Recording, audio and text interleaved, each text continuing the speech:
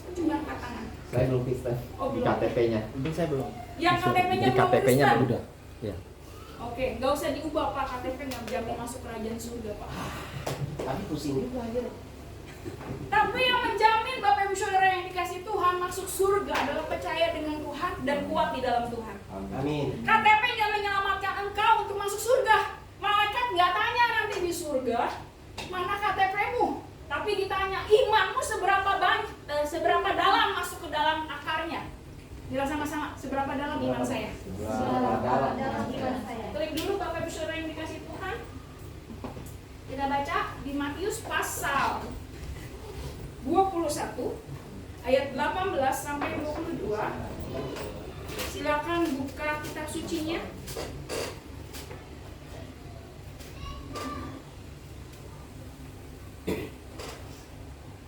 Matius pasal 21 ayat 18 sampai 22.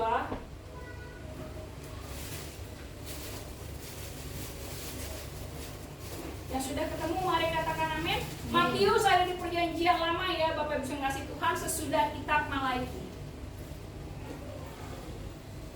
Sudah ketemu mari katakan amin. Amin. Amin. 3, 2, 1.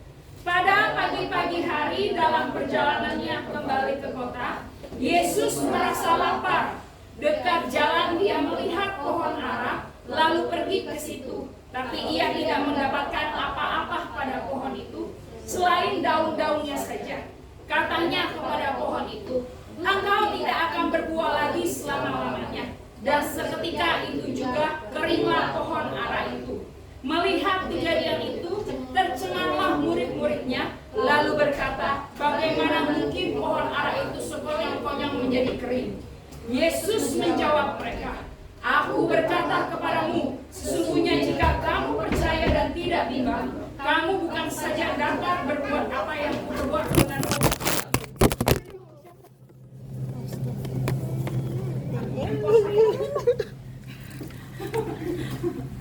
untung tidak masuk kulkas jadi dingin. Oke, lanjut lagi. Tetapi jika kamu berkata pada gunung ini, beranjaklah dan tercampaklah ke dalam laut, hal itu akan terjadi. Dan apa saja yang kamu minta dalam doa dengan penuh kepercayaan, kamu menerimanya. Terpujilah Tuhan kita.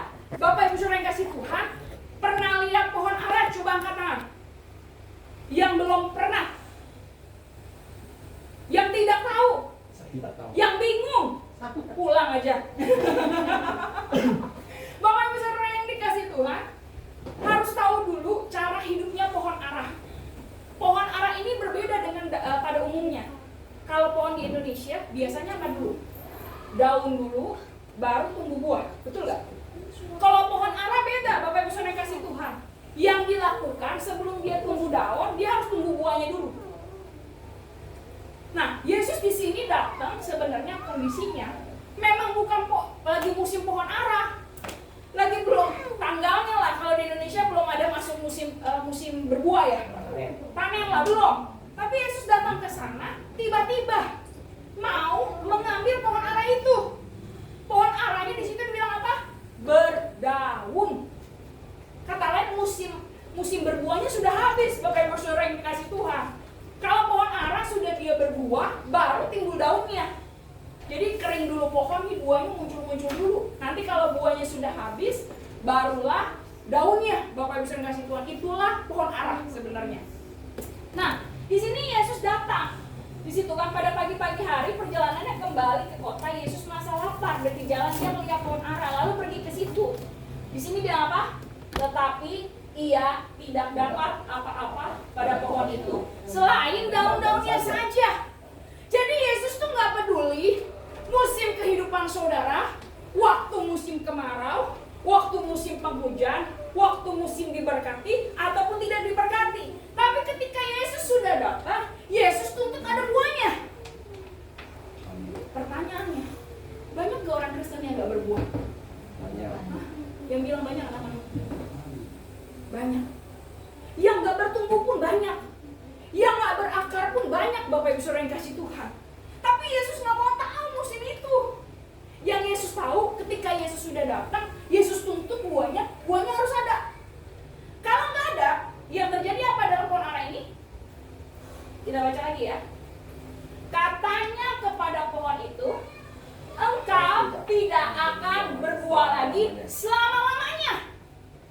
itu juga Bapak Ibu Saudara kasih Tuhan, pohon aranya kering merontang, kering semuanya, layu sampai akar-akarnya. Disiram lagi, gak bisa. Kenapa? Yesus tuntut buahnya. Dalam hidup saudara dan saya, Yesus tuntut pertumbuhan. Amin. Amin. Yesus juga nuntut yang namanya buah rohani. Jangan asal jadi orang Kristen. KTP boleh Kristen, Bapak Ibu Saudara kasih Tuhan. Saudara udah dibaptis sudah, nggak jamin saudara masuk surga. Tapi Yesus tuntut adalah pertumbuhan rohani saudara dan pertumbuhan buah saudara. Kita belajar dulu apa itu berakar dalam Tuhan. Klik. Kita sama-sama atas kita baca. Berakar, bertumbuh, dan berbuah penting. Bilang kiri kanannya, penting. Penting. Bapak Ibu Saudara yang dikasih Tuhan, nih di sini ada perkataannya. Kenapa sih banyak orang Kristen tidak berakar, bertumbuh dan berbuah? Kan itu pertanyaannya kan? Pertanyaannya, umat Kristen itu kedua terbesar dalam agama. Satu Muslim, yang kedua Kristen di seluruh dunia. Tapi pertanyaannya, banyak orang Kristen ketika Yesus datang belum tentu masuk surga. Kenapa? Perumpamaannya Tuhan kasih 10 orang kusta yang balik sama Tuhan cuma berapa? 1. Katanya berapa persen? 10%. Orang Kristen berjuta-juta belum tentu dia masuk surga, hanya 10%-nya. Pertanyaannya, saya mau GPD ini seluruh yang hadir di sini termasuk 10%-nya. Amin. Amin. Nah, pertanyaannya Bapak Ibu Saudara yang kasih Tuhan, kenapa sih orang Kristen itu nggak bertumbuh, dia nggak berakar, nggak berbuah? Mereka disebut Kristen, tapi cuma KTP-nya aja. Mereka cuma bilang apa? Agama kamu apa? Kristen, tapi kelakuannya nol. Yang kedua, mereka disebut Kristen, tapi tidak pernah berubah. Bapak Ibu Saudara kasih Tuhan harus tahu dulu arti Kristen apa. Permulaan timbul kata Kristen ada di kitab apa? Siapa yang tahu? Dapat 100.000. Para rasul. Hah? Oh iya, pinter. Ya betul. Kata Bu Maria tumben. Kata Bu Maria tumben. Benar. Permulaannya dari kisah para rasul. Dari kata apa? Kristos. Kristos itu adalah penyalipan. Sangkal diri, pikul salib, itu Kristos. Orang Kristen kenapa disebut Kristen? Karena mereka berani bayar harga. Bapak Ibu yang kasih Tuhan, mereka disebut Kristen, tapi mereka nggak pernah berubah. Maka tak, datang gereja jalan, lakukan dosa juga jalan. Setuju atau setuju? Setuju. Mereka melayani Tuhan, lakukan dosa juga masih jalan, nggak pernah mau berubah. Pendeta khotbah sampai suara saya teriak-teriak. Pendeta gereja saudara berkhotbah, pendetanya capek tuh isi Alkitab dikeluarin semua, 365.000 ayat. Tetap aja hari ini tobat, besok kumat. Kenapa? Nggak pernah mau berubah. Tuhan suruh berubah, nggak berubah-berubah. Pendetanya sampai marah-marah, teriak-teriak, sakit hati pendeta, sampai ubangan banyak, ya kan? Tetap aja nggak berubah. Akhirnya apa? Yang celaka bukan pendetanya, tapi jemaatnya. Amin, Bapak Ibu Tuhan. Amin. Ini kalau yang dari Katolik ini hari ini firmannya agak keras. Yang tiga, mereka disebut Kristen, tapi disuruh pelayanan ogah. Bagaimana mau bertumbuh? Melayani aja nggak mau. Mereka disuruh melayani entar. Dulu saya begini, Bapak Ibu kasih Tuhan. Karena apa? Dulu saya masih ada kesombongan. Saya dulu gereja dari 1C, gereja Madah, Power. Saya situ besar dari situ, dari usia 8 tahun sekitar sampai 17-18 saya di Gajah Mada di lantai 12A. Saya melayani di lantai dulu lantai 14 sekolah minggu. Melayani youth juga di sana. Ketika saya pindah ke Depok menikah dengan suami saya, gerejanya lebih kecil, gereja Korea, dinaungi oleh orang Korea. Saat itu gembala saya tahu karena saya bekas dari gereja 1C, pengalamannya cukup banyak pelayanan, disuruh pelayanan, bilang apa? Enggak Bu, nanti tunggu hamil. Alasannya apa? Karena saya sombong, gereja itu kecil, saya nggak mau pelayanan. Tapi ketika Tuhan ngomong di telinga saya bilang gini, anakku, kamu akan aku jadikan sesuatu di sini. Aku nggak ngerti kalau dijadikan satu di situ adalah jadi pendeta, Bapak Ibu Saudara yang dikasih Tuhan. Akhirnya apa yang terjadi? Saya masuk ke gereja itu, saya nggak mau. Pendetanya datang, Bu Sherry pelayanan. Enggak Bu, nanti tunggu hamil. Akhirnya jelang berapa bulan, saya hamil Chelsea, agak telat ya, setahun menikah baru punya anak. Nah, ketika saya hamil, ibu gembala saya datangin lagi. Ayo Sherry melayani. Saya bilang nanti tunggu lahiran. Udah belajar ya anak saya ya, udah oe si Chelsea. Kurang lebih usia 8 bulan saya disuruh pelayanan lagi. Saya bilang enggak Bu, nanti kalau anaknya sudah bisa jalan. Akhirnya bukan ibu gembala saya lagi yang ajak pelayanan saya. Yang terjadi saat itu Tuhan sendiri yang suruh saya pelayanan, Bapak Ibu Saudara yang dikasih Tuhan. Terjadi apa? Chelsea yang terjadi diare akut. Selama 7 hari di rumah sakit, diare buang air besar. Nggak berhenti-berhenti sehari 30 kali. Dokter tumbuh kembang yang ada di Depok angkat tangan disuruh bawa ke Fatmawati untuk di ronsen perutnya. Saat itu saya bilang begini, Tuhan, kalau memang saya suruh pelayanan, ya saya datang pelayanan. Gembala saya datang ke rumah sakit saat itu. Sherry, mau pelayanan nggak? Ya Bu, saya pelayanan. Yang terjadi apa? Malam itu juga, detik itu juga, berak-berak anak saya berhenti. Ketika Tuhan sudah pilih kita melayani, Tuhan sudah pilih kita untuk menyambut Dia Sang Raja, jangan pernah nolak. Jangan sampai Tuhan sendiri yang hampiri pukul pantat kita. Ini yang saya rasa. Makanya dari detik itu, ketika Chelsea berak-berak, sampai saat ini saya nggak pernah berhenti pelayanan. Bapak Ibu Saudara yang dikasih Tuhan. Karena apa? Saat itu saya punya kesombongan, Bapak Ibu kasih Tuhan. Saya nggak mau melayani Tuhan kalau Tuhan nggak suruh. Padahal di situ saya di gereja Korea ini saya menjadi pendeta. Ini dia Bapak Ibu kasih Tuhan. Tidak mau melayani. Kalau kita mau bertumbuh, kita harus berani cemplungin diri. Bilang sama-sama cemplungin diri. Cemplungin diri. Kalau saudara jangan harap saudara mau bertumbuh, mau berakar, mau berbuah kalau nggak pernah pelayanan. Coba aja deh, orang yang melayani Tuhan sama orang yang tidak melayani Tuhan, pertumbuhan rohaninya cepatan yang mana? Orang yang melayani Tuhan. Kenapa? Pelayanan itu sebagai benteng diri dia. Ketika lakukan dosa, nggak boleh nih. Nanti dilihat orang, kata orang apa? Karena pelayanan juga banyak orang yang diubahkan, Bapak Ibu Saudara yang dikasih Tuhan. Banyak juga orang yang ketika melayani Tuhan, maka kata ya, diberkati keuangannya. Saya nggak jarang Bapak Ibu kasih Tuhan, anak rohani saya yang sudah hampir 4 tahun tidak punya anak, mereka terjun pelayanan langsung hamil lagi. Kenapa? Mereka memberi diri kepada Tuhan. Bukan waktu sisanya, tapi waktu sepenuh waktunya. Amin.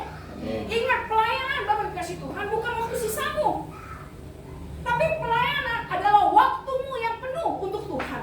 Itulah pelayanan. Nih.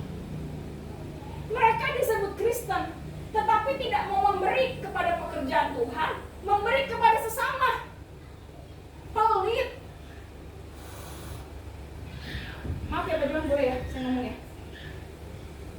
Beberapa hari yang lalu dia chatting saya Pak Johan, cerita soal kerjaan bla bla bla. Langsung saya kalau dia SMS saya pasti saya omelin, atau bisa saya tegur, saya arahkan, bahkan suka saya ocehin. Kenapa saya bilang gini? Pak Johan, jangan lupa Tuhan. Jangan lupa memberi untuk Tuhan dalam persepuluhan 10%.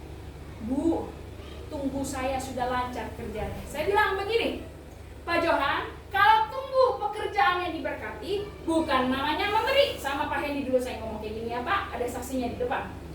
Tetapi ketika engkau memberi dalam kesulitanmu, itu yang namanya memberi. Tapi kalau engkau memberi ketika engkau ada duit, itu bukan memberi. Kelebihan. Engkau memberi persepuluhan ketika engkau sukses, itu bukan perpuluhan. Nggak ada habisnya. Uangmu 10 juta, kamu kasih 1 juta mah nggak ada berasa. Tapi coba uangmu tinggal 100.000, kamu kasih 10.000. Kasih Tuhan berkata. Ini kesaksian. Ini kesaksian yang hidup. Kakaknya Pak Rusdi yang kedua, namanya Pak Edi. Sama pokoknya ada Pak Edi. Pak Edi ini dulu adalah suka main judi, Pak. Habis tinggalnya di gudang. Pendeta saya yang gembala saya Korea bilang sama dia, Pak Edi, mau diberkati Tuhan? Iya Pak, mau diberkati. Banyak utang Pak tadinya. Oke Pak, mulai hari ini kasih persepuluhan ya. Dia takut Pak, isi dompet semuanya dimasukin perpuluhan. Akhirnya apa yang terjadi Bapak Ibu Saudara yang dikasih Tuhan? Dari situ dia rutin beri sepersepuluhan, 10% dari penghasilan dia. Yang terjadi apa? Dia berdoa, Tuhan berkati usahanya percetakan Pak. Kokonya yang kedua udah meninggal COVID tahun lalu. Itu percetakan mainnya. Tuhan berkati percetakan, ada orderan cetakan semuanya, sampai rumahnya diberkati. Dia punya mobil Xenia pertama kali. Akhirnya punya rumah lagi. Anak-anaknya sekolahnya dapat beasiswa Pak. Kalau bukan Tuhan, siapa? Dia memberi lagi kelebihan? No. Dia kasih persepuluhan lagi kelebihan? No. Tapi dalam kekurangan. Banyak anak-anak Tuhan ketika memberi persepuluhan, hitung-hitungan dimakan pendeta.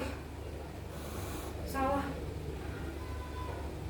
Itu mana ya semuanya? Ini persepuluhan agak sensitif nih. Bukan usia ditagih persepuluhan ya, tapi ini seajarnya sesuai dengan firman Tuhan. Tutup mata. Nggak boleh lihat kiri kanan. Tutup mata. Jujur. Tutup mata. Nggak boleh lihat kiri kanan. Siapa di sini yang belum beli persepuluhan? Coba angkat tangan. Oke. Bapak Ibu Saudara yang kasih Tuhan. Oke, buka mata. Persepuluhan bukan pendeta minta, tapi Tuhan yang minta. Ada di mana? Kita buka di Malaiki.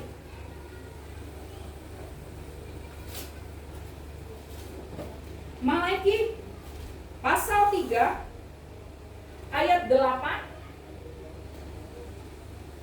sampai 10. Malaiki pasal 3 ayat 8 sampai 10. Malaiki sebelum Matius, Pak. Sudah ketemu? Mari katakan amin. Malaiki ada di perjanjian lama. Oke, sudah ketemu? Kita baca sama-sama. Bolehkah manusia menipu Allah? Namun kamu menipu aku. Tapi kamu berkata dengan cara aneh, bagaimana kami menipu engkau mengenai persembahan persepuluhan dan persembahan khusus? Kamu telah kena kutuk, tetapi kamu masih menipu aku. Ya, kamu seluruh Israel. Bawalah seluruh persembahan persepuluhan itu ke dalam rumah pembendaraan, supaya ada persediaan makan di rumahku, dan ujilah aku, firman Tuhan semesta alam. Apakah aku tidak membukakan bagimu tingkat-tingkat langit dan mencurahkan berkatmu sampai ke limpahan? Bapak Ibu Saudara yang dikasih Tuhan, contoh. Di dalam ayat ini disebut ada persembahan persepuluhan, ada persembahan khusus. Yang setuju mari katakan amin. Pertanyaannya, persembahan di dalam kolekta ini termasuk persembahan persepuluhan bukan? Bukan. Ini persembahan mingguan. Persembahan perpuluhan gunanya apa? Contoh, persepuluhan ini bibit nih di tengah ya. Persepuluhannya itu adalah pagernya. Pertanyaannya, ketika saudara punya bibit, ini sering kasih orang susah, itu persembahan khusus. Bangun gereja, hidupin hamba Tuhan, itu persembahan khusus. Itu benihnya. Tapi pertanyaan saya nih, kalau persembahan khususnya ini tidak ada pagernya, benihnya bisa dimakan hama gak? Bisa gak? Nggak, jarang. Orang suka kena tipu. Dihitung-hitung deh tipunya. Contoh penghasilan ya, sebulan 10 juta, per sebulan dia harus kasih berapa? 1 juta ya. Berarti setahun berapa belas juta? 12 juta. Dalam 3 tahun dia nggak kasih, berarti persepuluhannya berapa? 36 juta. Betul ya Pak? Orang bank soalnya dia lebih pintar daripada saya hitungannya. 36 juta. Tiba-tiba ada yang lain 36 jutanya juga. Impas gak? Impas. Dimakannya sama siapa? Belalang pelahap. Banyak orang Kristen gak jujur sama persepuluhan ini. Padahal firman Tuhan bilang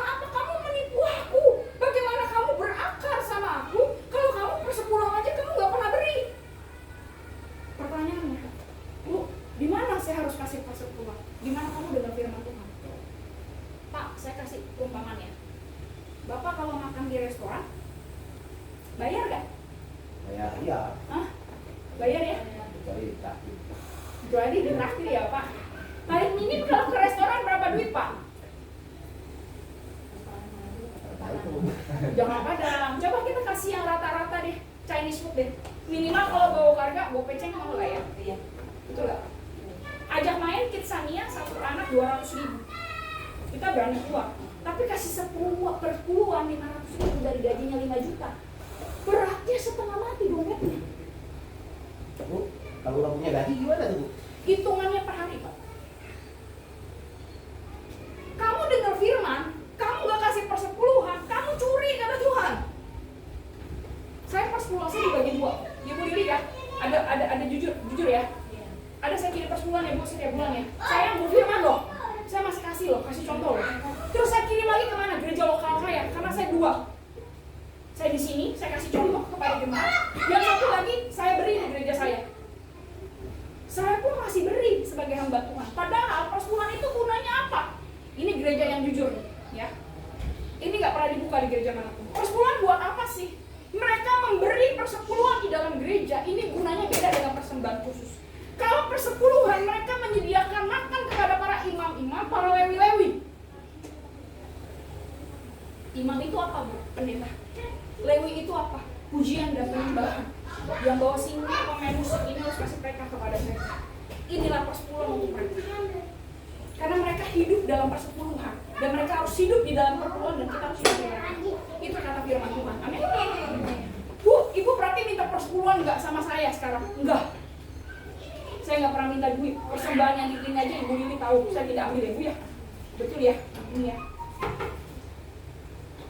Tidak. Salah kalau punya persepsi Bu Sherry minta duit. Enggak. Boleh tanya bendaharanya. Boleh kasih laporannya nanti. Boleh minta ke laporan yang Bu Lili. Nggak ada 1% pun, 10.000 pun saya ambil daripada persembahan kas. Ini untuk jemaat, kembali lagi pada jemaat. Jemaat sakit saya belikan buah. Betul ya Bu? Mereka yang butuh, lagi-lagi butuh apa? Saya kirim ulang tahun kasih kado. Kalau udah 3 bulan ini. Ini gunanya. Saya nggak ambil Bapak Ibu Saudara Tuhan. Tapi jujur di hadapan Tuhan itu penting. Kalau kamu diberkati, keuanganmu dipulihkan. Kalau engkau tidak setia dalam memberi persepuluhan, jangan harap diberkati Tuhan. Pasti dia hilang gitu ya. Tiba-tiba ada yang tolong gitu ya. Entah ditipu orang, entah barang hilang.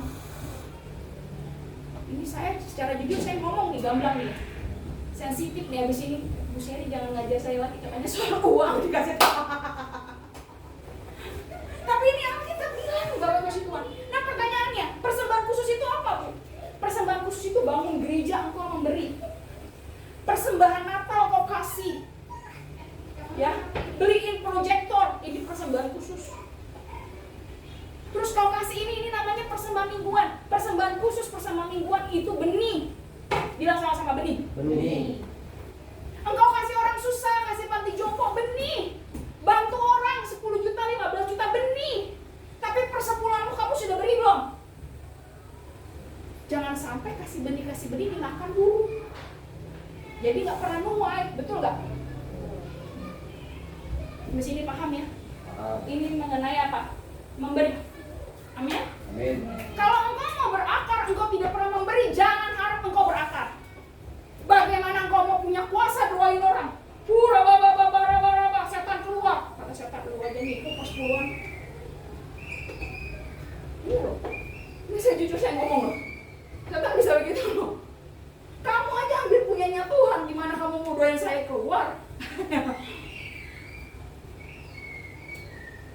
Ini satu orang itu harus dibenerin. Tapi banyak orang yang sedang kalau kasih persepuluhan dimakan pendeta. Kalau saya punya prinsip gini Bapak Ibu Saudara Tuhan. Saya sebagai hamba Tuhan aja, saya masih memberi persepuluhan ya. Saya nggak pikir tuh di gereja mau dimakan sama siapa. Terserah dia, yang penting gue taat. Betul. Saya nggak peduli itu duit saya kasih persepuluhan mau dimakan sama siapa. Tapi yang saya peduli adalah saya taat firman Tuhan. Kalau dia mau makan ya terserah dia. Tema memang hamba Tuhan hidupnya dari situ. Ketika dia bagi firman Tuhan, emang siapin firman Tuhan gampang ya? Enggak loh Bapak Ibu Tuhan. Kemarin saya update status. lagi buat materi sembari ngetik. Kadang-kadang nulis firman Tuhan itu sampai berhari-hari loh Bapak. Sampai pagi-pagi dari subuh-subuh, Tuhan mau ngapain ini besok buat firman. Sampai begitu loh hamba Tuhan semuanya loh. Nggak gampang bikin materi. Makanya disitulah kita memberkati. Amin. Persepuluhan itu hukumnya wajib Bapak Ibu Tuhan. Bu, kalau usaha belum maju gimana kasih persepuluhan? Itu tadi saya kasih contohnya kakak ipar saya. Kalau belum maju berarti mundur. Iya. Pertanyaannya, Bu, kasihnya berapa persen? Tuhan nggak minta banyak-banyak. Contoh gajimu 5 juta, Tuhan minta 500 kok. 4 juta 500 masih milikmu. Amin. 500 milikmu doang. Taat. Saya sering kali loh Pak, kasih persepuluhan 500 ribu, padahal 500 ribunya bisa bayar uang sekolah anak saya. Tuhan, buat bayar uang sekolah, udah ditaat aja terus. Akhirnya apa yang terjadi? Pertengahan bulan Tuhan, udah gak ada duit Tuhan. Centring, Tuhan beli dengan cara.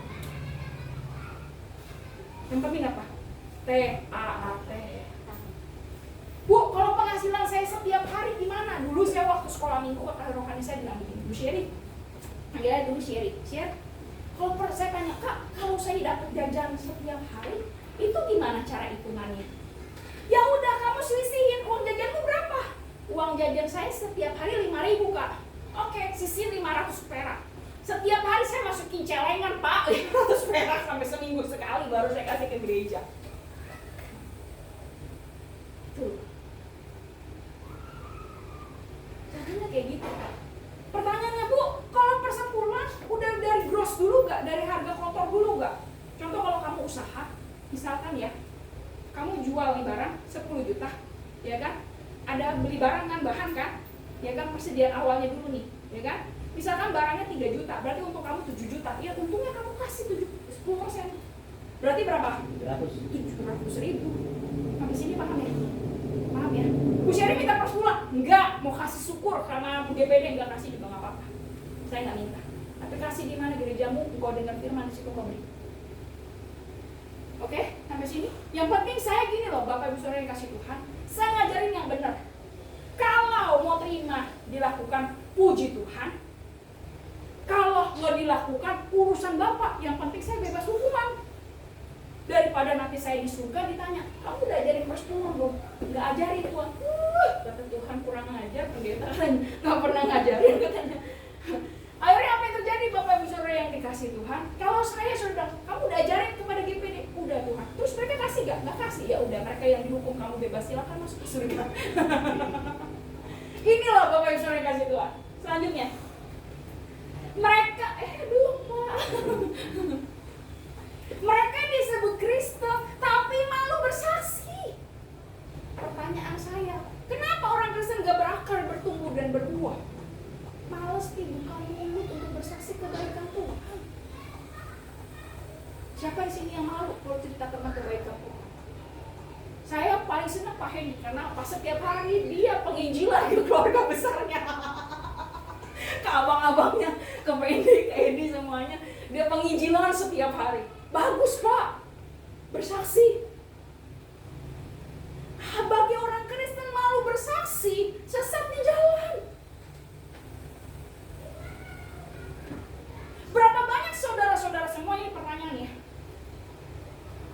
sudah menciptakan kebaikan Tuhan? Contoh, siapa di sini mau bersaksi? Betul atau betul? Hah?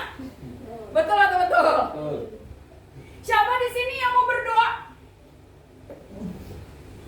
Betul atau betul? Betul. Oke, mama mau berakal bertumbuh, bersaksi aja nggak mau. Tuhan tolong aja nggak pernah ceritakan pertolongan Tuhan. Aku akan bertumbuh, musik. Padahal ketika Tuhan memberikan engkau mujizat, memberikan engkau solusi, memberikan jalan keluar, itu harusnya engkau bersaksi, memuliakan Tuhan. Amin. Bapak kasih Tuhan. Bukannya diem. Keselamatan memang kamu udah diselamatkan, tapi orang-orang sekelilingmu butuh diselamatkan. diam, orang lain gak akan diselamatkan. Engkau yang dituntut atas nyawa orang itu. Saudara, kita belum kenal Tuhan, tanggung jawab kita loh. Suami kita belum percaya sama Yesus, tanggung jawab kita loh. Istri kita belum percaya sama Yesus, kita gak pernah ngomong kebaikan Tuhan ya. Jangan harap dia gak pernah dengar firman Tuhan. Bagaimana Roh Kudus akan kerja? Saya nabur papa saya 22 tahun, Bapak Ibu Saudara yang kasih Tuhan. Mau meninggal baru percaya sama Yesus. Gak gampang nabur, tapi tunggu waktunya Tuhan sampai dia tua.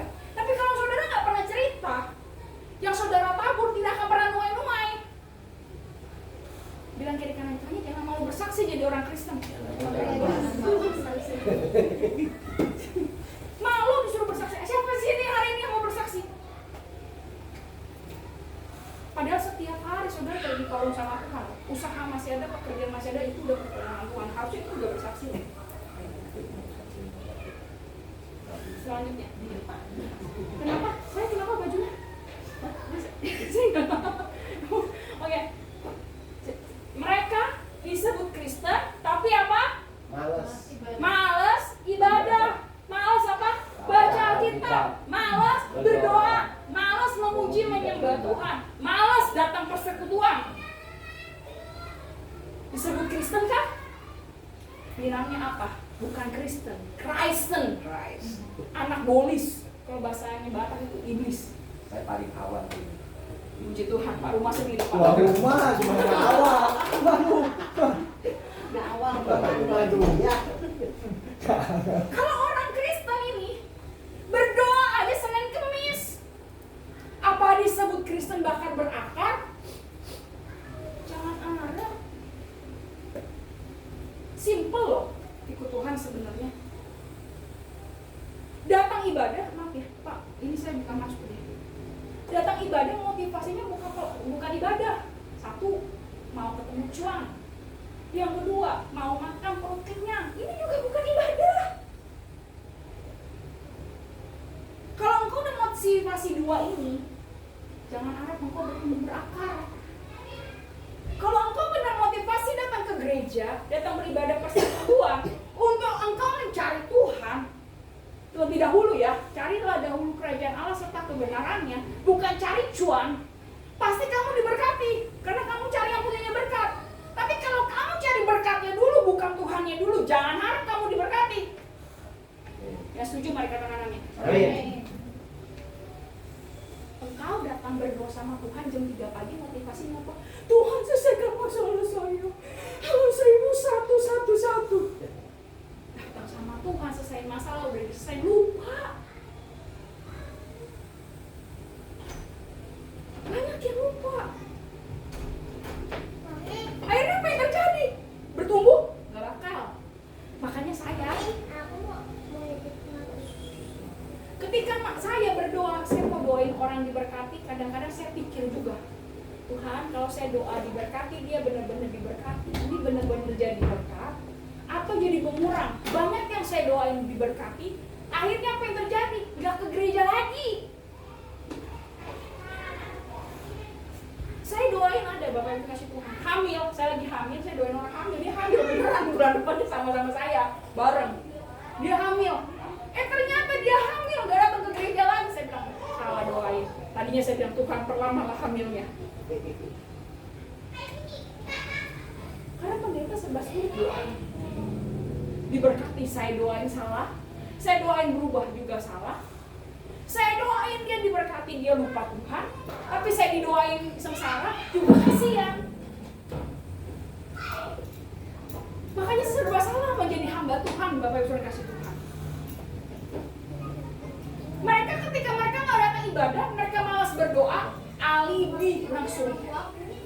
Bu, banyak kerjaan, lagi diberkati. Akhirnya apa yang terjadi, Bapak Ibu kasih Tuhan? Ketika udah diberkati, lupa Tuhan. Bye-bye Tuhan, masalah saya sudah kelar, saya nggak butuh Tuhan lagi. Nih orang Kristen. Pertanyaan saya, dia akan berakar? No. Bilang sama-sama no. No. Mereka akan bertumbuh? No. Apalagi mereka berbuah? No. Ada lagi bilang gini, Bu, saya nggak datang ibadah, persekutuan, nggak datang gereja. Kenapa? Banyak masalah, Bu. Masalah, silih berganti, burung perkutut terbang ke sini sana.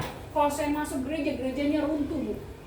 Saya bilang begini, sampai selamanya kamu akan tetap ada masalah. Kenapa? Kamu tidak cari Tuhan. Bukan nyumpahin ya Pak, tapi ini real. Amin. Amin. Yang selanjutnya, mereka disebut Kristen, tapi nggak pernah jadi terang dan garam, apalagi jadi berkat. Makanya banyak, Mas Pateh tahu Muhammad Ghani? Tahu? Tahu nggak Muhammad Ghani?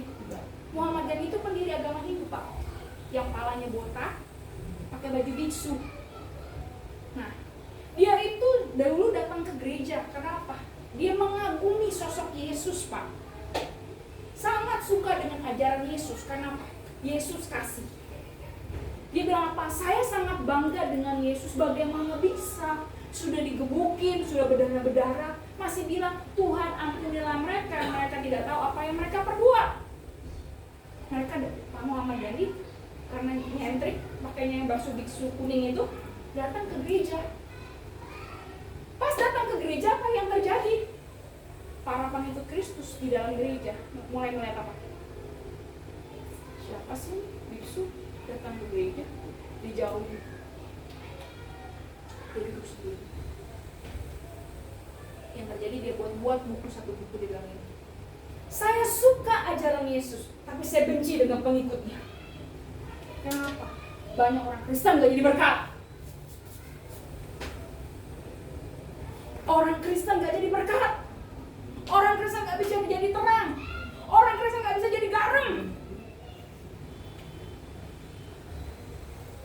Dia pun gak diselamatkan, bagaimana dia mau menyelamatkan orang? Amin. Amin. Klik selanjutnya. Orang Kristen yang berharkat. Buka dulu di Efesus.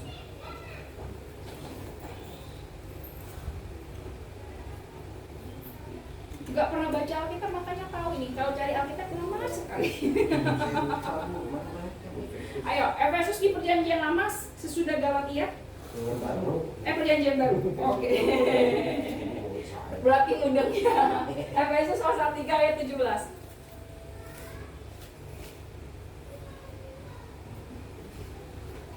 Maaf, Efesus pasal 4 saya salah ketik itu. Efesus pasal 4. Pasal 4 Ayat 17. Bukan ayat 17, ini salah ketik saya.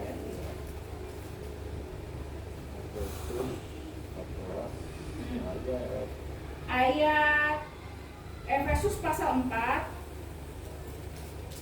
ayat 13. 3, 2, 1. Sampai kita semua telah menyampai kesatuan iman dan pengetahuan yang benar tentang anak Allah, kedewasaan penuh, tingkat pertumbuhan yang sesuai dengan kepenuhan Kristus. Bapak, Ibu, Saudara yang dikasihi Tuhan, kenapa kita harus bertumbuh? Nah, ini sedikit ya. Waktu saya ibadah pertama kali di tempat ini, Pak Hendy kasih saya pohon kimpupan. Tahu kalau orang Kalimantan ngerti kimpupan ya? Kemangi Kalimantan. Dia cabutin di atas, sebenarnya daun di atas gak pernah disiram, jadi layu semua. Jadi tinggal batangnya kering, kasih saya sampai rumah kering semua itu kimpupannya. Ya, saya bawa pulang, lalu saya beli pot. Ukuran berapa ya pot kita ya? 30 cm kalau nggak salah. 30-an cukup besar. Saya tanam di situ, tambahin sekam. Hari pertama, hari kedua, sampai seminggu pertama daunnya rontok semua 3 batang.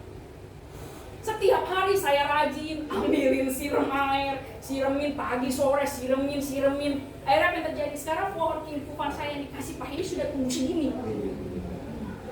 Nah, lalu Pak Rusdi bilang, Siri ini kimpupan beliin lagi, 1 pot lagi, cabut pohonnya, taruh di sini biar ada 2 pohon. Saya beli lagi pot lagi ukuran yang sama. Mama saya kepo ceritanya. Dia nggak tahu cara motong kimpupannya, Bapak Ibu Saudara kasih Tuhan. dipotong daunnya, ditancap. Akhirnya apa yang terjadi? Yang di sebelah sini yang ditancap, semua. Akhirnya apa yang terjadi? Kata suami saya bilang begini, aduh si mama katanya nggak tahu cara potongnya, main potong-potong aja layu. Tapi saya dengan giginya setiap hari pagi sore saya siremin satu gayung ya kan. Sini siram, sini siram. Yang di sini sudah tumbuh segini. Tapi pertama kali udah kering. Saya bilang lagi, saya mau lagi pohon songkit, nanti saya mau kadang-kadang harus nih. Jangan beneran jadi pohon aja. Kenapa Bapak bilang kasih Tuhan? Karena kehidupan kita juga rohaninya kering seperti itu.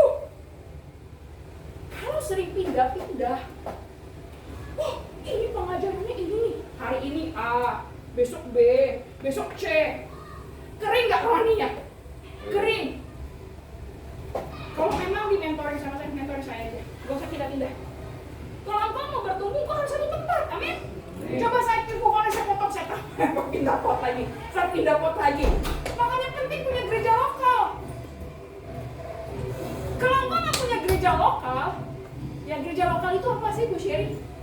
Gereja di mana satu, engkau perlu dia melayani kau, dia ada 24 jam. Kerohanianmu dibimbing, engkau dipupuki. Kalau engkau nakal, pantatnya dipukul sama pendetanya. Kalau engkau cari pendeta, kalau pendeta tidak pernah pukul pantatmu, kenapa itu kempes? Saya kira pejuang mau terbang di situ.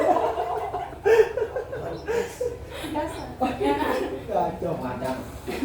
Ya kan? Kalau engkau nggak pernah dipukul sama pendetamu, nggak pernah ditegur, itu pendetamu nggak sayang sama kamu. Saya dapat istilah ini kayak gimana? Karena saya dapat ini dari orang Korea, karena setiap hari saya dipukul pantatnya. Ayo jadi maju. Begini, di situ saya bertumbuh. Karena apa? Saya punya mentor yang benar. Tapi kalau engkau, gereja lokal itu adalah gunanya ketika engkau tadinya kering, dia siram terus, dirawat sama dia. Kok ada masalah, engkau telepon 24 jam, dia ada. Itu gereja lokal. Tapi kalau engkau cari dia, nggak ada. Ada masalah juga, bukan dia yang selesaikan, itu bukan gereja lokal. Sampai ini paham ya? Cari pengajaran yang benar. Bu, saya mau cari hamba Tuhan ini mau menyelesaikan masalah saya, hamba Tuhan gak bisa menyelesaikan masalah. Tapi engkau benar dulu, engkau dipulihkan dulu, engkau berakar dulu, baru engkau bisa berdampak bagi orang lain. Nanti kita belajar. Orang Kristen yang berakar, satu, orang Kristen yang melakukan firman Tuhan bukan hanya membacanya aja. Pertanyaan saya, setiap hari baca Alkitab enggak? Yang baca coba. Kadang bolong. Yang baca. Yang enggak baca. Oke. Hari ini bertobatlah, sebab kerajaan Allah sudah dekat. Kalau engkau baca Alkitab, engkau tidak pernah lakukan, bagaimana engkau berakar? Minimal kita dewasa, baca Alkitab 3 pasal. Anak kecil aja diwajibkan, anak saya 1 pasal sehari. Chelsea 1 pasal, Claire 1 pasal, setiap hari itu harus baca. Kenapa? Supaya kerohanian mereka bertumbuh. Mereka yang nggak pernah baca, mereka nggak tahu firman Tuhan. Makanya ketika pendeta khotbahnya salah, oh iya amin. Yesus lahirnya di mana? Galilea, amin. Padahal Yesus lahirnya di mana? Nazaret. Dari Nazaret. Ayo, ya. Pertanyaannya zaman Yesus zaman apa? Udah ada kertas belum? Hah? Zaman apa? Ayo, zaman apa? Zaman batu. Adanya di mana? Kitab Yohanes.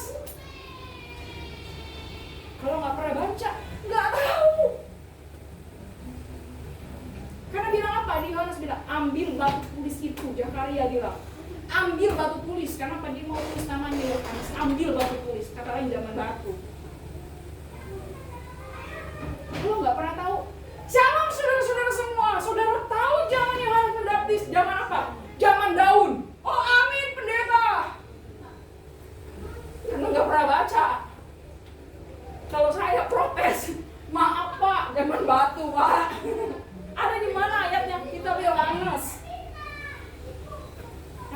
tahu firman. Ada ajaran sesuai dengan nubuat, karena saya tahu firman Tuhan mengenai nubuat. Saya bisa tentang, karena apa? Saya tahu Alkitab. Amin? Amin? Makanya penting baca Alkitab, bilang kita penting. Penting baca. Yang kedua, orang Kristen yang mau dibersihkan Tuhan. Nah, hal yang kotor dalam hidup kita. Bapak Ibu Saudara yang dikasihi Tuhan, pada firman ya. Saya ambil khotbah ini, cerita ini dari khotbah yang saya dapat minggu lalu. Bapak Ibu Saudara yang dikasihi Tuhan, di dalam gereja saya dibilang begini. Kalau engkau mau dipakai Tuhan, hal yang kotor dalam hidup kamu, kamu harus dibersihkan dulu. Termasuk apa? Traumamu. Saya baru chatting kemarin sama Bu Lili. Bu Lili bilang, Bu Syiri jangan kerjaan pada David lagi, kasih bawang merah. Saya bilang gini, tenang aja, saya slow, nanti saya kasih sekilo. Saya bilang, saya bilang ini Bu, dulu saya, saksinya boleh ada suami saya itu takut gelap Pak. Kalau mati lampu, saya takut bisa teriak. Makanya dulu saya hamil, keponakan yang nemenin saya di rumah di kerja malam. Karena apa? Ketika gelap, saya lihat yang gelap. Kalau lihat yang gelap, aku bisa dengar, bisa rasa. Bayangin coba. Makanya saya takut gelap. Kalau mati lampu, aduh saya udah kalang kabut. Tangan dingin Pak.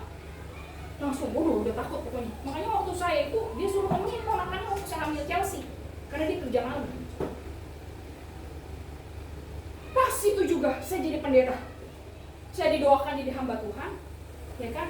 Pas pentapisan di Bandung, besokannya sampai 2 minggu sampai sebulan ke depan, saya dikasihnya pelepasan hantu terus Pak. Setiap hari. Saya paling takut sama setan dulu Pak. Orang saya di rumah bisa denger loh, dia nggak denger, saya bisa denger loh ada suara ketak-ketak jalan kaki dia. Nggak ada, saya bilang. Coba bayangin itu. Gimana kita nggak takut dia nggak denger, saya denger. Takutnya, coba. Akhirnya apa yang terjadi? Setiap hari saya dikasih sama trauma saya Pak. Kasih pelepasan pertama kali, kasih kuntilanak. Saya bilang, sampai kulit ini kerja lagi, mesti melayani satu orang kuntilanak ke rumah saya ya kan. Belum berinding, ya ampun Tuhan Yesus. Kenapa begini banget saya bilang melayani Tuhan. Yang kotor saya dibuang. Udah selesai ini Pak pelepasan. Besok datang lagi satu orang ke rumah saya lagi. Apa? Monyet. Saya pengen tembok. Saya bilang, ya ampun Tuhan. Sampai beginikah Tuhan menghadapi trauma saya sama setan? Nah, sampai saat ini saya dikasih pelepasan kayak apa. Johan mau berontak-berontak saya nggak takut Pak. Ini benar ya. Kadang Tuhan mau pakai kita, Tuhan kasih sama trauma kita udah berontakin. Saya traumanya apa? Karena lihat setan Pak traumanya. Dulu saya orang meninggal, saya lihat arwahnya di sebelah. Tapi sejak itu saya hilang. Saya udah lagi cuma berasa masih bisa. Tapi nggak takut kayak dulu. Makanya saya bilang begini, kalau Pak David mau traumanya hilang, saya untung di satu ruangan, saya kasih bawang 10 kilo. Tapi saya bawa pada bawang merah. Besok pasti Saya taruh di hilang jok motor. dia muntah semua. Ntar besok dikasih lagi bawang merah 5 kilo, oh nggak apa-apa. Kemarin sudah 10 kilo katanya hari ini. Baca firman itu kan. Hah? 8 pasal nggak apa-apa. Karena apa? Satu pendeta saya bilang begini, kemarin khotbahnya. Dia khotbah di mimbar Pak, mau kesaksian ceritanya. Pak, besok kesaksian dia Pak. Sebulan pertama dia mau kesaksian, gemeteran badannya. masuk mimbar. Aduh, gimana? Dia masuk ke kamar mandi. Dia masuk di kamar mandi. Dia bilang gini, kok ada suara pecah? Dia berdoa di kamar mandi. Ya Raba. Kok ini ada suara perempuan? Ini gangguan setan apa dikengking setannya? Kok ada 2 suara perempuan lagi, 3 suara perempuan? Ternyata dia masuk kamar mandi perempuan Pak. Tapi dari situ dia jadi pengkhotbah sekarang. Dia bisa khotbah sampai 3.000 jiwa. Bayangin loh, terkadang Tuhan bentuk kita trauma. Dibentrokin sama trauma supaya apa? Trauma hilang. Amin. Pertama apa yang dilakukan saya waktu itu? Saya didoain dulu sama pendeta. Pentapisan jadi hamba Tuhan. Dari situ saya berbulan nggak bisa lihat setan Pak. Mata batin saya ketutup. Tapi rasa tahu nih di sini saya nggak lihat lagi, cuma saya tahu di situ cewek. Tahu aja tahu. nggak lihat kayak dulu. Tapi traumanya hilang nggak? Hilang. Mau masukin saya ruang kemudian saya juga saya udah takut sekarang. Beda sama dulu. Amin. Kenapa? Tuhan mau pakai kita harus dibersihin dulu. Hal apa? Satu, trauma. Trauma dengan orang tua, trauma dengan istri, suami, trauma dengan segala macam. Ini harus bersih dulu. Kalau engkau mau dipakai Tuhan, ini belum bersih, jangan harap engkau akan berakar. Contoh ya, pohon, akar. Nih, saya piara pohon. Kalau di tanahnya ada batu-batuan, tuh pohon bisa hidup nggak? Pertanyaan saya. Hah? Nggak bisa loh. Mati nggak pohonnya? Mati karena akarnya apa? Nggak bisa ke bawah kan? Terhalang sama apa? Batu. Engkau mau berakar, kalau batunya ini belum dikorek dulu, ya, jangan harap engkau akan bertumbuh. Amin. Yang tiga, orang Kristen yang mau dihancurkan, yang diremukkan. Kenapa?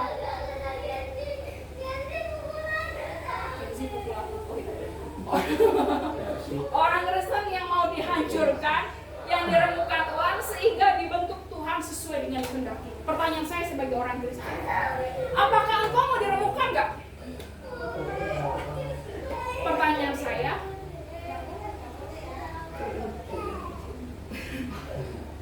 hilang konsentrasinya langsung. Oke. Orang Kristen mau nggak dibentuk sama Tuhan kalau diremukkan sama Tuhan? Contoh ya, saudara sudah punya karakter nih, usia 40 tahun. Ketika ikut Tuhan, ini benar-benar karakternya dilebur sama Tuhan. Mau nggak? Nggak gampang. Saya tipe orang pemarah, Pak. Saya tipe orang emosional. Jangan lihat saya ini orang sabar sekarang. Tapi saya ini tipe orang galak, Pak. Percaya atau percaya? Percaya. Hah? Saya tipe orang galak. Oh, lu cepet amat jawabnya. Percaya karena sering saya omelin, Pak. Saya kayak nyaring banget cepet rasanya. Doang. Tapi sekarang saya galaknya yang benar. Saya tipe orang yang keras kepala. Tapi ketika ikut Tuhan, melayani Tuhan, keras kepala saya, ya, galaknya saya. Dulu orang ngomelin saya, bentak-bentak saya di telepon. Mau apa lu? Bisa bahasanya. Sekarang, iya.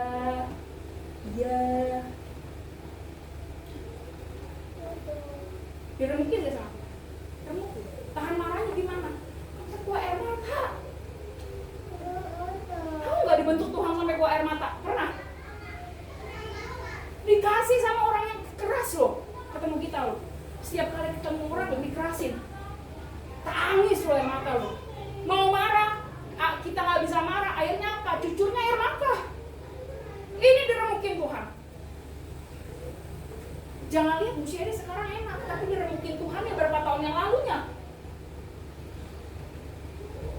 Engkau dikasih masalah, katanya kesombonganmu lagi diremukin. Engkau ditekan kiri kanan, itu engkau lagi dibentuk sama Tuhan. Sampai engkau punya kerendahan hati. Kalau engkau gak pernah punya ada kerendahan hati, engkau tidak akan pernah berakar. Kalau engkau gak pernah diremukin Tuhan, bencana yang jelek itu diremukin lagi, engkau tidak akan pernah jadi sesuatu yang berharga di mata Tuhan. Di sini paham ya? Paham. Orang Kristen yang mau dilebur Tuhan melalui penderitaan. Siapa di sini mau menderita? Oke, Pak. Tuhan Yesus. Enggak. Penderitaan bagus, Pak. Bagus. Enggak, Pak. Ada teman-teman. Tanpa penderitaan, kita nggak akan bertumbuh. Pertanyaan saya, pohon ara bisa bertumbuh karena apa? Penderitaan, Pak. Pohon kurma, kenapa bisa tumbuh jadi manis? Pertanyaan saya. Tahu cara nanam pohon kurma? Tidak. Hah? Saya ajarin cara tanamnya. Biji kurma ditaruh bata, Pak. Dia mau tumbuh caranya gimana? Ini kan susah naiknya kan? Ya kan? Dia tuh mau ini supaya batanya hancur tuh, dia mesti kuat dulu akar di bawah.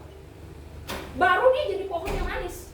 Makanya pohon kurma cara nanamnya begitu. Ditimbang dulu sama batu. Supaya apa? Yang di bawah akarnya tumbuh dulu. Akhirnya apa? Kalau dia udah kuat, ini batunya diterobos, pak. baru dia pohon yang gede, makanya manis kurma. Penderitaan gak bagi kurma, ditiban sama batu.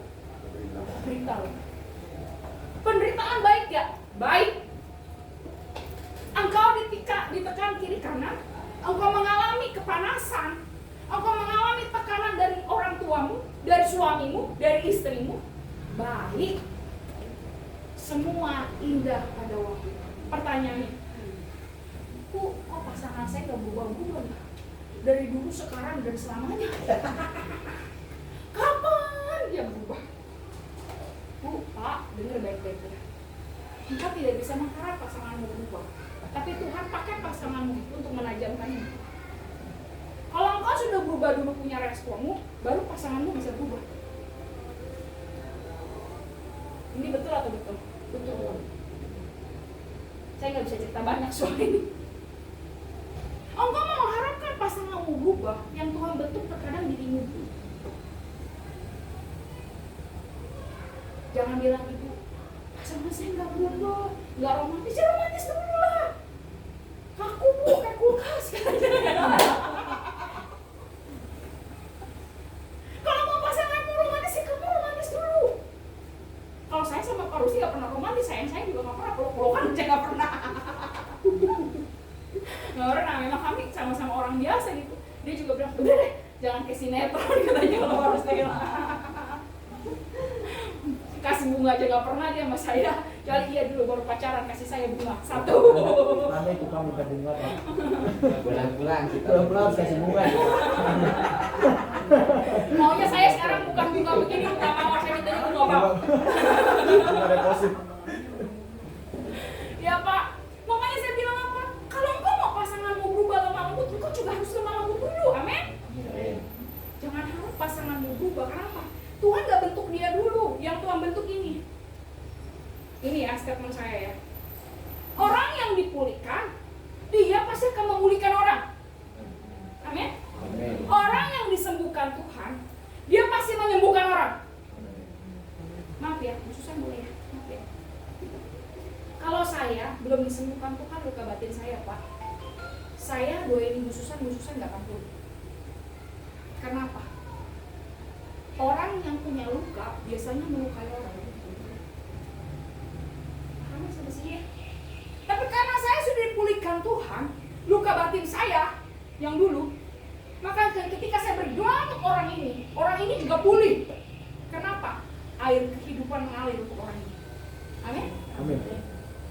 Engkau disembuhkan dulu luka batinmu, baru engkau bisa menyembuhkan orang lain. Sampai sini paham? Kalau engkau belum beres dalam dirimu, bagaimana kamu mau bereskan sama orang? Betul atau betul? Tak lupa. Orang Kristen yang mau diuji masuki kehidupan rohani yang dikuat. Bapak Ibu kasih tahu siapa yang mau diuji sini? Ujilah aku Tuhan, cobalah aku Tuhan. Diujinya sakit. Selidiki hatiku, usahanya turun. Ayo, tak diujinya gitu bagaimana? Langsung berhenti nyanyi semuanya.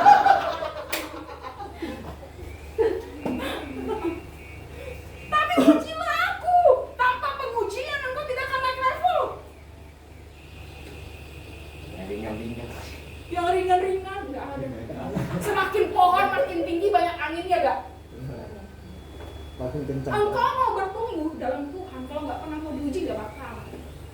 Ayub 23 ayat 10. Ujilah aku Tuhan seperti emas. Emas kalau nggak pernah dibakar nggak tahu tuh emas. Amin. Amin. Engkau tidak pernah dikasih masalah. Engkau tidak tahu engkau beberapa murninya imanmu sama Tuhan. Usia banyak kok ujiannya banyak. Lakuin baik, dilakuin jahat. Mengasihi orang, ditendang orang. Banyak. Kita tolong dia, kita gigit. Saya Pak, saya rawat dia, kita yang ditendang. Banyak. Ujilah aku. Usia pernah gak nol pelayanan? Pernah. tahun 2019 saya dibawa lagi. Pelayanan saya sudah di Pekapura, khotbah 500 jiwa, dibuat 2019, drop pelayanan saya nol. Kata aku bilang apa? Bila kau izinkan sesuatu terjadi. Bayangin khotbah 500 jiwa. Disuruh nggak khotbah loh 2019 saya. Mulai pelayanan lagi, GPD lagi kayak gini dari nol, satu jiwa saya layani. Nyanyi di motor setiap kali pulang kerja dari Sudirman saya naik kereta. Bila kau izinkan sesuatu terjadi. Coba hari Pak Rusdi naik motor jemput saya di stasiun, air mata saya keluar. Dia bilang, guna saya apa jadi pendeta Tuhan? Kelipan.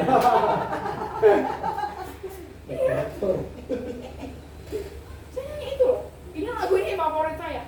Bila kau izinkan sesuatu terjadi. Nyanyi sampai air mata keluar. Ku percaya semua untuk Jadi penjara nyanyi lagu ini. Nah, Karena belum tahu lagu yang lain. Sekarang nggak mungkin nangis orang. Enggak kakak. nah ini Bapak Ibu Saudara yang dikasih Tuhan, pernah saya diuji nol, tapi Tuhan bawa lagi saya naik, amin. Terjadilah GPD, itulah mulainya. Kalau saya masih di Pekapura nggak ketemu saudara, amin. Berakar itu kita sama-sama baca. Ketika kamu dengar firman Tuhan, kamu simpan dalam hatimu, lakukan di dalam Tuhan. Pertanyaan saya, kalau datang ke gereja, minggu lalu siapa yang masih hafal ayat firman Tuhan? Di gereja? Ya masih hafal. Yang nggak hafal, yang nggak hafal.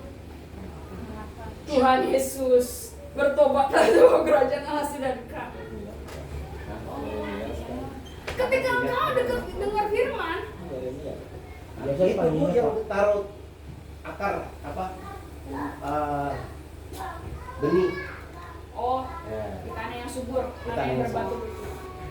Ketika engkau dapat firman Tuhan, harusnya engkau dengar selap dari hamba Tuhan. Makanya jangan suka main handphone di gereja. Jangan suka bengong. Masuk firman Tuhan, taruh di sini, dilakuin. Amin. Amin. Makanya ingat, jangan lupa bawa kertas, catat. Dengar firman, bawa buku kayak begini, catat.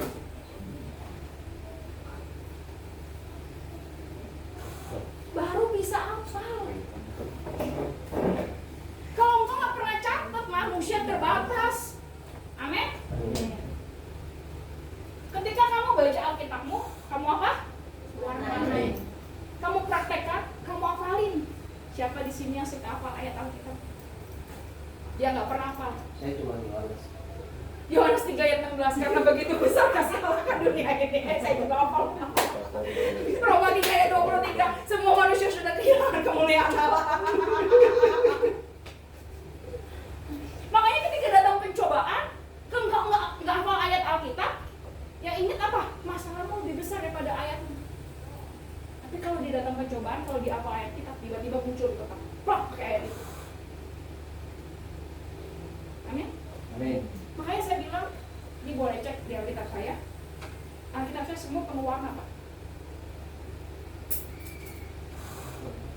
Ketika saya baca, saya ada ayat yang nyangkut, itu pasti saya kasih warna stabilo.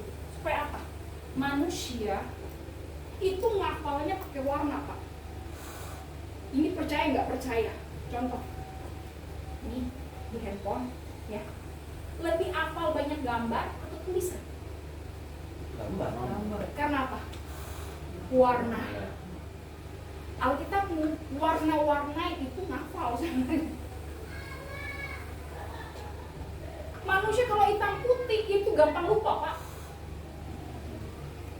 Ini saya kasih slide begini, kalau saya banyak kasih warna, pasti ingat yang warnanya. Saya caranya gimana? Saya cari ayat Alkitab, warnanya. Contoh, saya nggak hafal alamatnya, saya ingat ada di sebelah kanan, ada sebelah atas, warnanya oranye. Itu saya cara hafalnya begitu, Pak. Oh, ketemu, oh di sini. Saya udah ini nih, ini di mana? Filipi. Saya nggak hafal ayatnya di mana, alamatnya saya nggak hafal, tapi saya ingat ini perjanjian baru aja.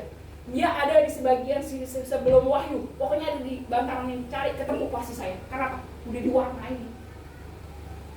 Ini boleh coba di rumah. Pensil pakai stabilo. Coba deh cara ini. Nah, ketika datang pencobaan, kamu akan memakai firman Tuhan itu untuk menguatkan dan meneguhkan kamu. Maaf ya, orang yang banyak hafal ayat Alkitab, satu, Pak David, tukang lupa kan Pak? Kunci motor suka taruh sembarangan, dia lupa gimana kunci motor saya. Tadi lo di warteg ketinggalan. Kemarin dompet Pak ke BSD Pak, nggak dibawa dompetnya sama SIM sama STNK-nya buset. Kacau lebih parah pada suami saya ini. Pak, mulai mau pinter, jarang lupa, hafalin ayat Alkitab Pak. Pasti jadi pinter. Mulai hafal. Dulu ada pendeta dari Korea yang memang latih saya dari PIP dulu. Setiap hari Wahyu pasal 1 sampai pasal 21. Ya Pak, lagi mandi kali pakai Korea. Pinter lupa, sehat lagi badannya. Tahu gak 50 tahun lebih, tinggi segini dia bisa lompat ke bawah. Sampai 60 tahun. Sehat kenapa? Pinter ayat kita semua apa loh? Pok segini. Ini saya aja jadi pendeta nggak begini banget ya. Wahyu dia hafal semua loh. Wahyu kan paling susah dihafalin Pak. Dia hafal loh dari pasal 1 sampai 21. Nggak ada yang satu kata pun, nggak ada yang ini. Terus hafalin apa? Kitab Ayub dia hafal. Kitab Mazmur dia hafal. Di Matius dia hafal. Oh, ini orang pinter banget. Akhirnya nggak tukang lupa. Kalau ketemu saya, Pak Coy, ngomong Korea ditranslate kan. Saya tanya ya, begini, ada di sini, Pak. Saya bilang, buset ini, otakku udah kayak komputer ya, dia cepet banget. Saya bilang, kenapa? Setiap hari hafal. Amin? Yang suka tukang lupa, tolong di rumah. Paling enggak 1 ayat aja hafalin setiap hari. Lama-lama pintar. Amin? Baik. Kamu akan terus melekat kepada Tuhan. Orang yang berakar, dia harus nempel sama Tuhan. Biar sama-sama menempel. Tapi pertanyaannya, banyak tuh orang Kristen yang nggak mau tempel sama Tuhan. Banyak. Yang dia cari apa satu? Uang.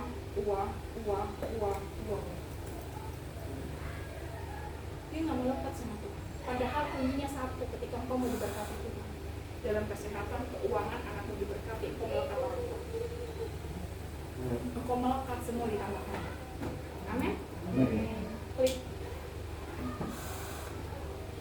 Orang Kristen yang bertumbuh, Efesus pasal 4 ayat 19 nanti bagi sendiri. Orang Kristen yang bertumbuh adalah orang Kristen yang dipenuhi oleh Kristus Yesus. Siapa yang di sini dipenuhi oleh Kristus? Kalau dipenuhi dengan Tuhan, hidupku yang sekarang kuhidupi bukan milikku lagi, tapi Kristus yang tinggal di dalam aku. Aku hidup menjadi milik Kristus, menjadi milik ciptaan yang baru. Yang kedua, ketika orang Kristen yang bertumbuh, mereka mempunyai pengetahuan yang benar tentang Tuhan. Banyak orang Kristen salah pengetahuan tentang Tuhan. Allah itu kasih, betul atau salah? Betul. Tapi Allah itu setia gak?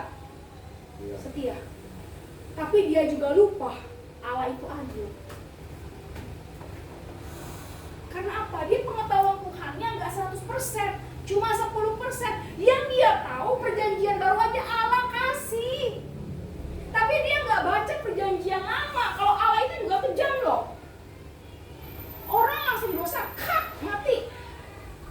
Allah itu galak. Pertanyaan saya, murid-murid Yesus bandel gak? Bandel gak? Bandel ya? Ketika muridnya bandel, suruh turun api, Tuhan bilang apa sama muridnya? Hai kamu keturunan ular beludak, sama muridnya loh. Kasar gak Yesus sebenarnya udah katain ini? Kasar. Yesus bilang lagi sama muridnya yang bandel. Bilang apa? Udah berapa lama lagi aku di sini sama kamu? Hai keturunan orang bebal. Digituin loh, berarti Yesus sudah marah loh. Yesus galak gak sebenarnya? Galak, bimbingan murid-muridnya galak. Tapi benar. Amin. Harus mengerti pengetahuan Allah itu secara sempurna. Selain kasih, Allah setia.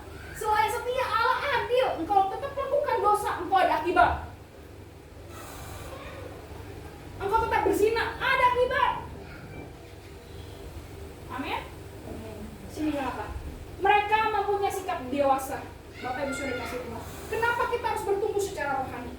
Ketika engkau masuk surga, pertanyaan saya, yang jadi pengantin anak kecil atau sudah dewasa? Sudah dewasa. Sudah dewasa. Ketika engkau mau bertumbuh secara rohani, engkau harusnya juga dewasa secara rohani. Pertama, dewasa dalam apa? Pola pikir, biar sama-sama pola pikir. Pertanyaan saya, apa bedanya pola pikir anak-anak sama pola pikir orang dewasa? Pola pikir anak-anak selalu pikirnya apa? Main, makan, tidur. Mereka nggak pikir tuh sediain rumah, mereka nggak sediain untuk masa depan, mereka nggak pikirin. Yang penting apa? Hari itu mereka cukup. Tapi orang yang dewasa, mereka pikir panjang. Kita sebagai anak Tuhan yang dewasa, ketika engkau lakukan dosa, engkau harus pikir panjang. Upah dosa adalah maut. Amin sampai sini. Amin. Yang engkau pikir bukannya sekarang kamu hidup di dunia. Dalam Kolose pasal 3 dibilang gini, pikirkanlah perkara yang di atas, bukan perkara dunia. Banyak orang berpikir kalau di dunia saya harus memperkaya diri. Bagus, memang orang Kristen harus kaya. Tapi kalau engkau pikirkan engkau perkara di atas, perkara dunia kecil sama Tuhan. Yang harus engkau fokus, rumahmu yang kekal di surga. Amin. Berapa banyak sudah siapkan rumah di surga? Siapa tahu rumahnya udah jadi? Coba katakan yang rumahnya udah jadi di surga. Udah telepon. Udah telepon ya? Blok apa, Pak? Belum apa, Pak? Belum pakai. Blok. Di surga, kalau rumah jadi, surat kematiannya turun, Pak. Oh jangan. Mundur. Setengah baru jadi setengah. Gentengnya belum dipasang berarti. Kalau surat kematian udah turun, katakan rumah kita udah jadi. Udah mulai dipanggil. Masalahnya bangunan Udah mau dipanggil. bangunan di surganya, rumahnya keramiknya marmer atau keramik biasa? Kayu. Temboknya batako atau bata? Masalahnya itu.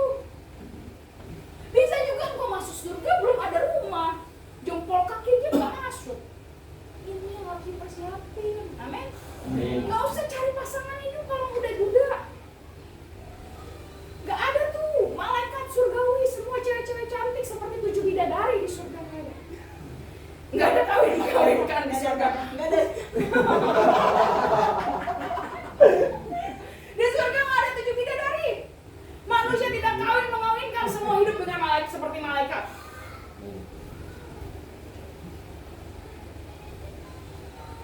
Mereka tidak mudah terpengaruh dengan ajaran yang menyimpang, ajakan teman yang tidak baik.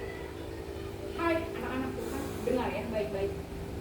Bu Sherry sudah berusaha setiap kali ngomong, ya Tuhan tolong suara saya. Kalau mereka nakal, diam-diam di telinganya, ini doa saya. Atau lihat muka saya bawa sabit, pukul pantatnya gitu kan. Ketika engkau diajak yang gak baik, engkau berani banyak belajar ulang. Apalagi di ajaran-ajaran menyimpang sekarang banyak loh, pendeta banyak. Tapi ajaran yang benar sesuai dengan Alkitab jarang, Pak. Kalau pengajaran yang benar semua berasal daripada Bible. Jangan pernah keluar daripada Alkitab. Banyak gak ajaran sekarang menyimpang? Banyak, Pak. Engkau harus punya pola pikir yang benar secara dewasa, belajar benar-benar tentang Tuhan. Saya banyak baca Alkitab, Pak.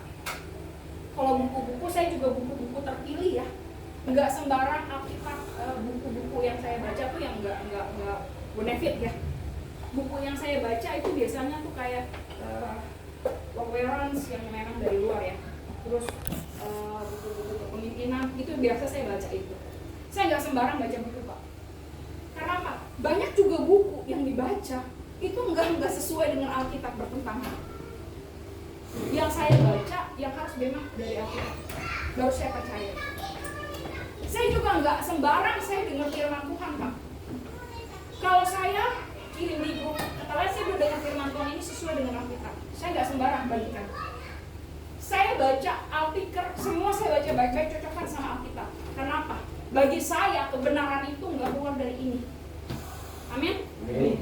Saudara-saudara semua juga, yang harus saudara pegang adalah Alkitab. Bilang sama Alkitab. Alkitab. Engkau jangan dengar pengajaran-pengajaran di luar sana selain daripada firman Tuhan. Banyak pengajaran-pengajaran sesat. Tadi saya baru ngomong sama ibu sesat. Bu, saya bukan nggak punya karunia pelayanan pelepasan. Saya bilang, ya Bu tadi ya. Saya mau yang pelepasan, saya juga Tuhan pakai di situ bisa. Tapi saya nggak mau jadi dukun rohani.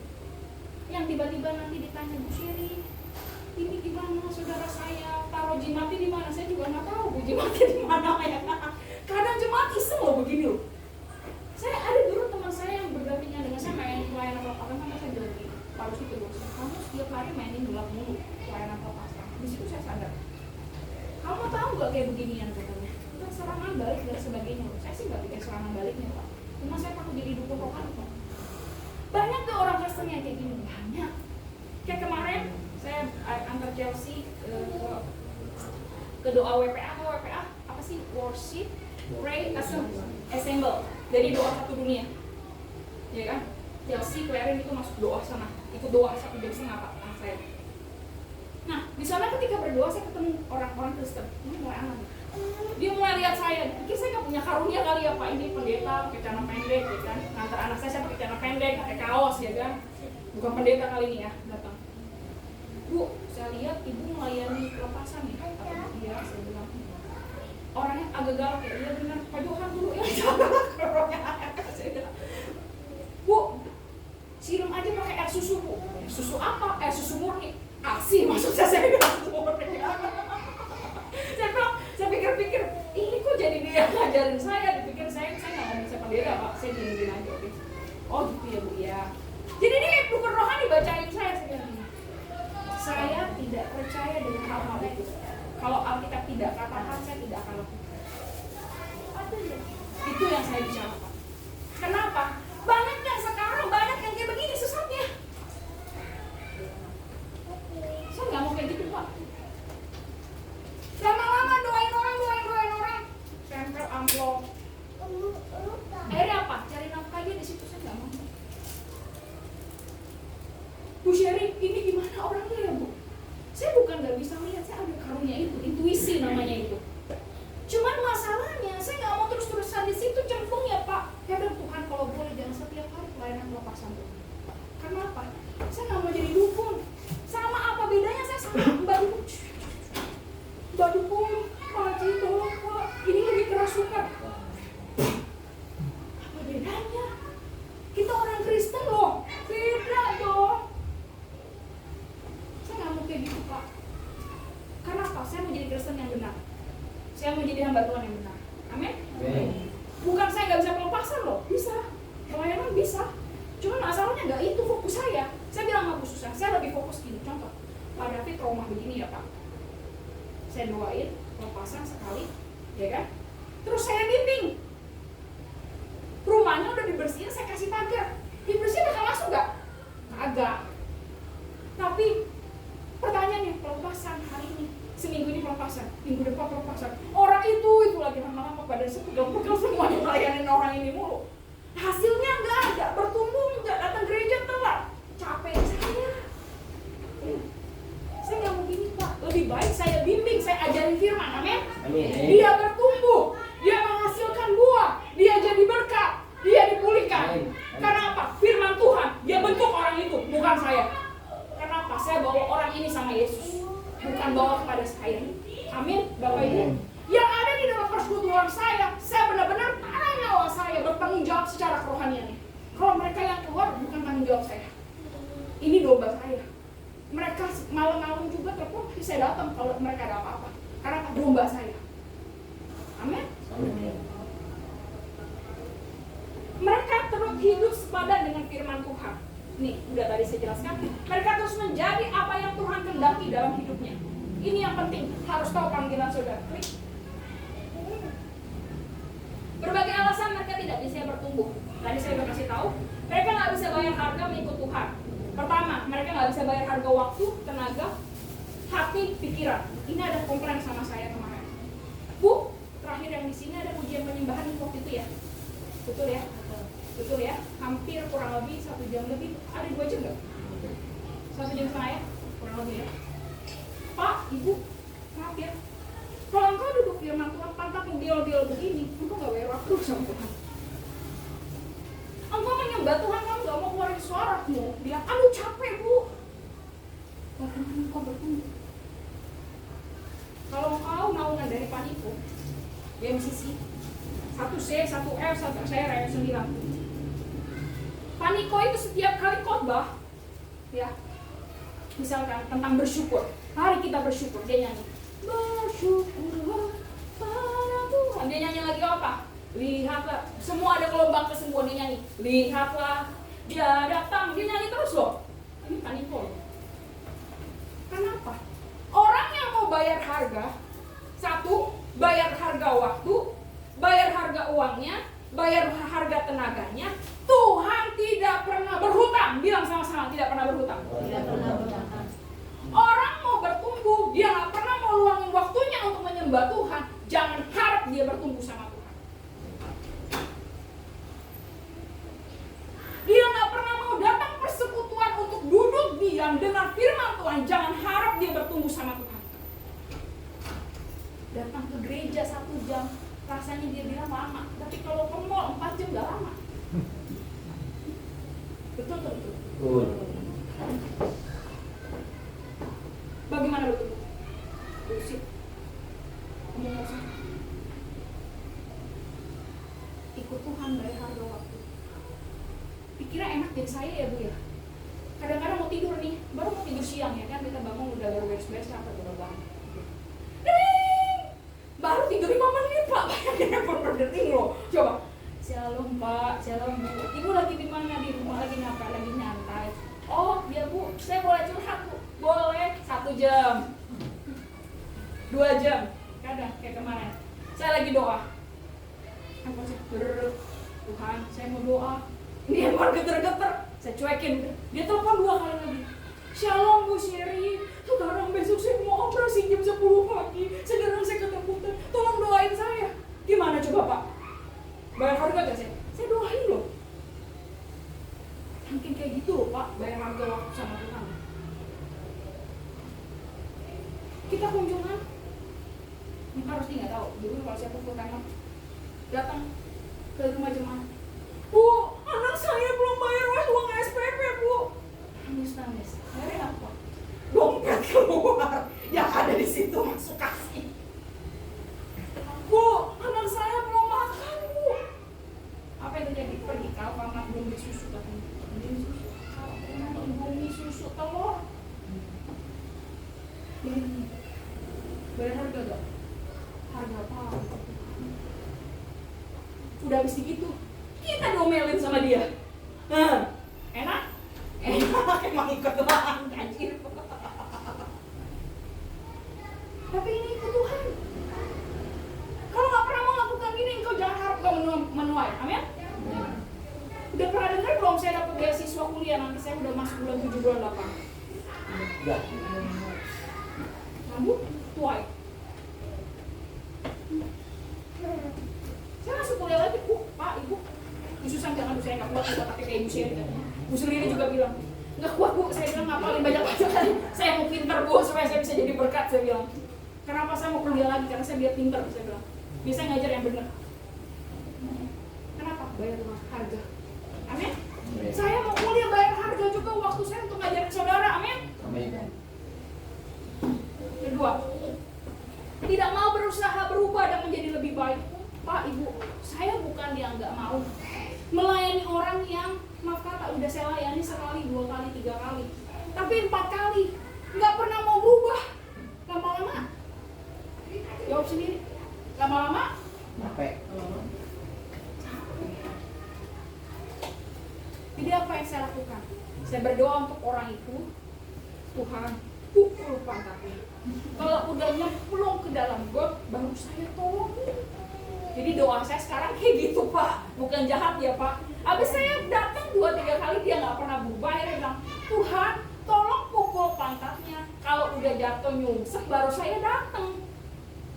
Dulu kayak Pak Hendy sama sih doa begini juga. Tapi puji Tuhan selamat ya Pak ya.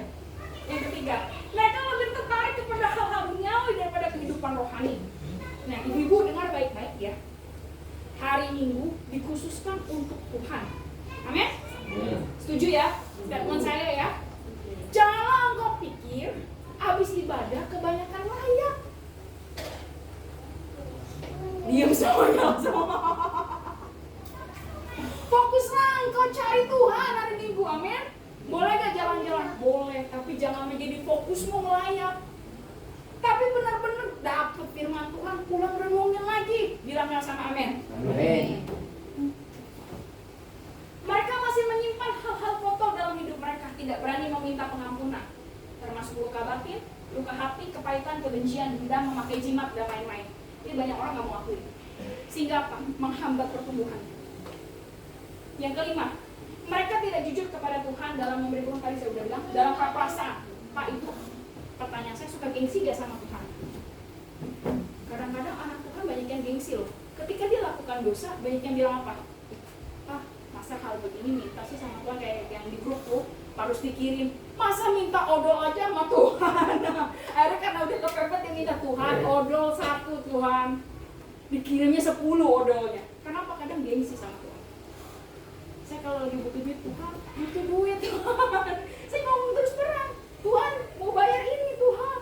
Saya ngomong, Bu, kok ngomongnya begitu sama Tuhan? Iya, dia bapak saya, apa aja saya terbuka dong, karena saya anak.